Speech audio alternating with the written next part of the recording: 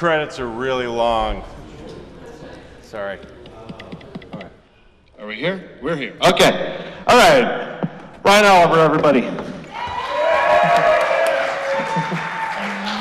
right. I only have one working microphone, so we're just going to have to share it. Okay, so let's talk about just the genesis of this. Where does this begin for you? I have a studio in very close proximity to the garage, and I spent a lot of time there, and just kind of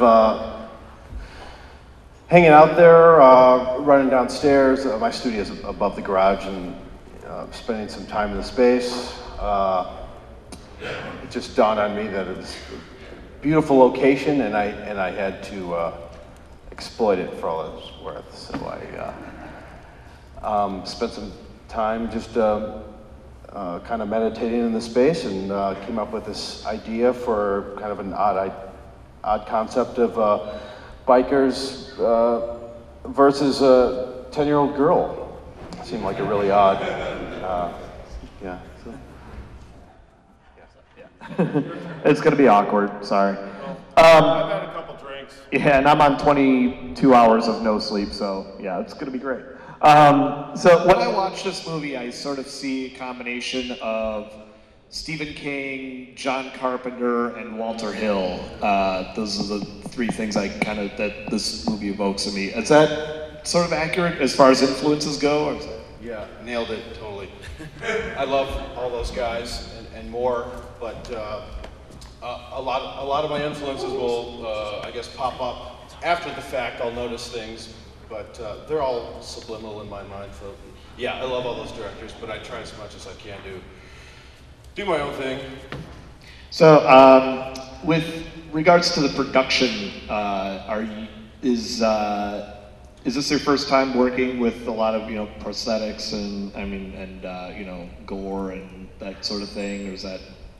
No, I have a background in practical special effects, and I prefer to get as much stuff in camera as I can rather than CGI, and just.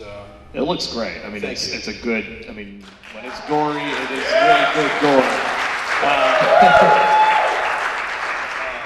CCFF did a majority of the effects, along with myself and Brant McCrane, and I forget anybody, Brant? No, that's us.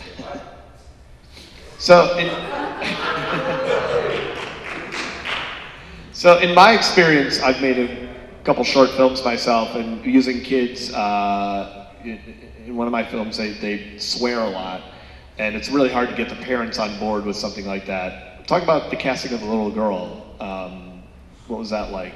She's the daughter of a very dear friend, my friend Angelina, who is a bartender of mine for years, and she's kind of a punk rock star tender in town. And her kid was raised on Tim Burton movies, and it's a very gothed out household, I suppose you could say. So it was. I knew that she'd be fine, and her mom was there the whole time we were filming. It was very. It was a lot of fun. She did great. There was nothing really like intense for her to handle. She was actually really cute and fun. And has she seen the film? Oh yeah, she was at the premiere. She couldn't be here tonight because she's a little kid and really tired. But, she was awesome on set. There was a pretty notable moment where she has to hit a couple guys with the wrench, and she didn't want to do it, and we coaxed her with a $20 bill or two, and she thought the guys were all really handsome, and it was. Yeah, she was great. That is a great thing about working with kids, when you have to give them a little extra push to do something. It doesn't cost much. No, not at all. $20 buys a lot of kids stuff. Yeah, exactly.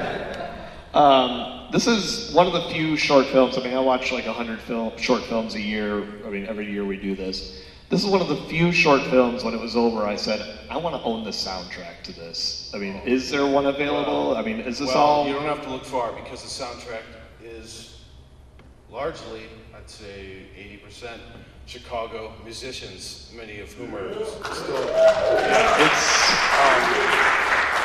And many of them are musicians that appear in the movie. The North Avenue Stoppers, Bailey D and her Late Night Bait, Hi-Fi and the Roadburners. Guys, am I missing anybody? Bama Lamas? Yeah, it's all bands that are in that environment. It's a really, I mean, it adds it adds so much character to the film. I mean, it just gives it such a great texture to it. Well, your movies are like, I mean, Air Conditions was about 35 minutes long. It was about 45 minutes long. Your movies are like novellas in a way. You got, there's short stories and then there's novels, and in between there's novellas. Are you interested? I mean, can we expect a feature-length film from you someday, or yes? Is that okay? No. Yeah, we're Death Blow Productions is doing 2 music videos in the very near future this summer, and then we're going to go into pre-production for a feature film this fall.